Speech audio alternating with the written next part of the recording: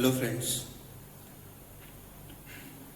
तर आजच्या लेक्चरला आपण रिफ्लेक्शन ऑफ लाईट स्टडी करणार आहोत. रिफ्लेक्शन ऑफ लाईट, तर तुम्हाला सगळ्यांना माहिती आहे रिफ्लेक्शन ऑफ लाईट ही लाईटची प्रॉपर्टी आहे किंवा लाईटचा गुणधर्म आहे.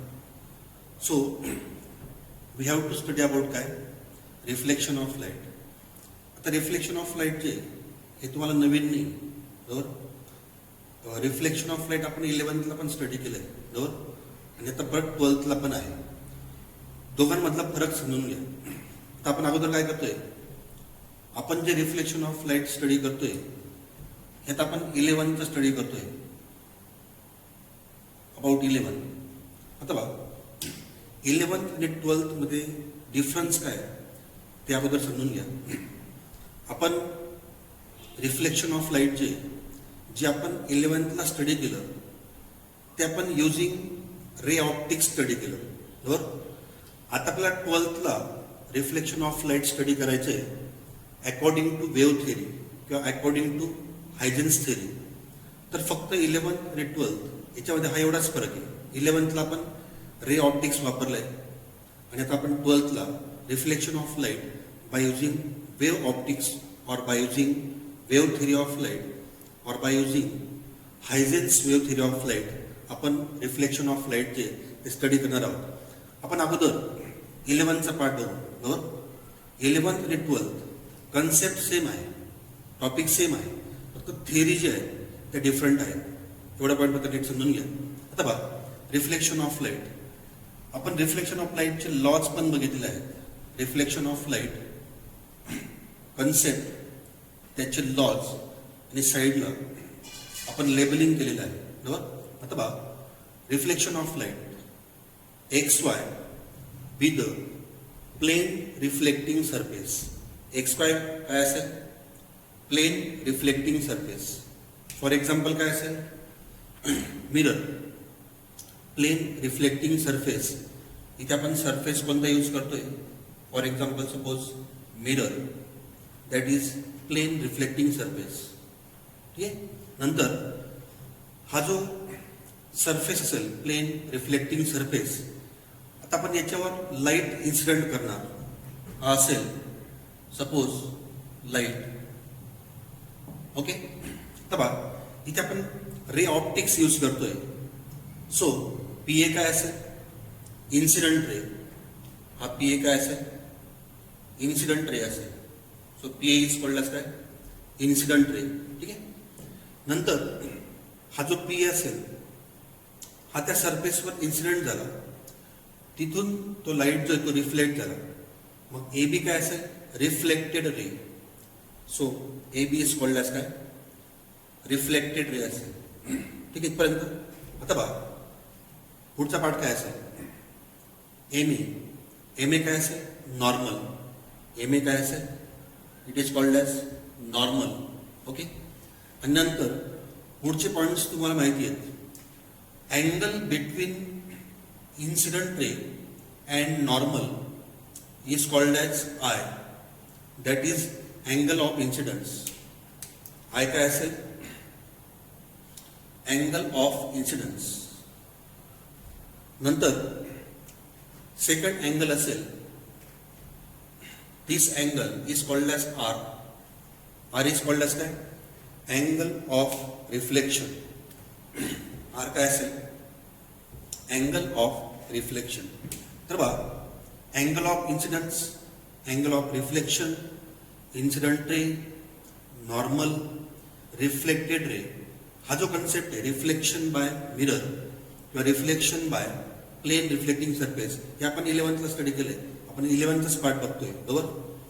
नंतर आपण 11th रिफ्लेक्शनचे लॉज पण बघितले, डिफरंट लॉज अबाउट रिफ्लेक्शन. आता बघा फर्स्ट लॉ काय असेल, तुम्हाला सगळ्यांना माहिती. फर्स्ट लॉ असेल angle of incidence is equal to angle of reflection. I is equal to R. हे दोघं अँगल काय असतील, सेम असतील. angle of incidence is equal to angle of reflection. This is the first law of reflection. Okay, second law बा तो पण तुम्हाला माहिती आहे. Incident ray, normal and reflected ray lie in the same plane. हे एकाच plane मध्ये असेल. All these rays are in a काय same plane. So once again, incident ray, normal and reflected ray lie in the same plane. ते एकाच plane मध्ये आहेत. This is the second law of reflection, तो पण तुम्हाला माहिती आहे. नंतर थर्ड लॉ जो आहे तो पण तुम्हाला माहिती आहे.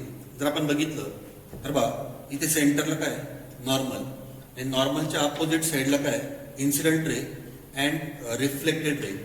So simple law, incident ray and reflected ray lie on the opposite side of normal.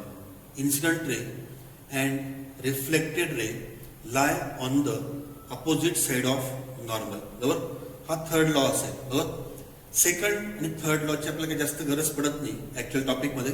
फक्त फर्स्ट लॉ जो आहे तो आपल्याला बघायचा आहे.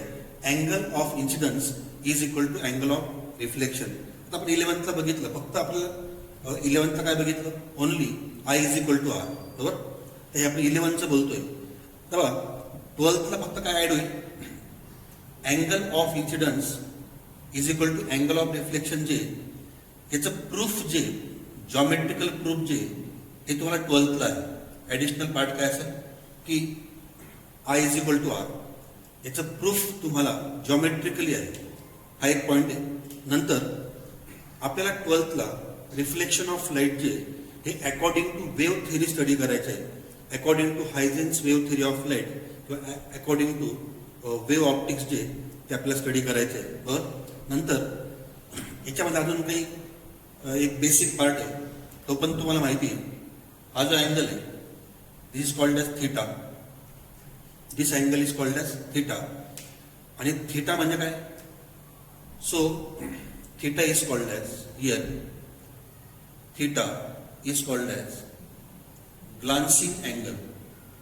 Theta is called as glancing angle. Theta is called as glancing angle. बरोबर, आता बघा, सपोज तुम्हाला थिटाचा फॉर्म्युला घ्यायचा आहे. बरोबर, so what is the formula of theta. Glancing angle is equal to 90 degree minus I plus R. किंवा simply आपण direct जरी म्हटलं तरी पण चालेल, फक्त फॉर्म्युला लक्षात ठेवा. 90 डिग्री मायनस ट्वाइस आय और theta glancing angle 90 degree minus 2r.